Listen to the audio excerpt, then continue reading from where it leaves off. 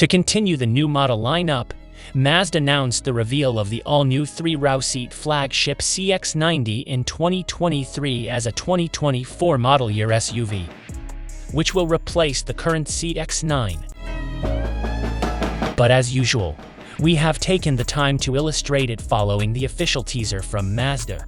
Check it out, and if you like what you see, make sure to subscribe to receive updates on new videos. Mazda has released the first teaser image of the all-new CX-90, which shows the rear end and confirms that it will be powered by the same turbocharged inline 6 as the CX-60. From the side views seen in these spy photos taken when it was undergoing testing, the CX-90 is longer than the CX-9.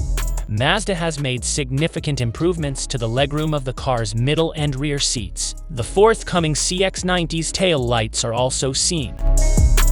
From what we can tell from spy photographs, the external design is heavily inspired by the CX-60, borrowing its headlights, grille, and even the lower front bumper. While interior styling may fall between the CX-60 and CX-50.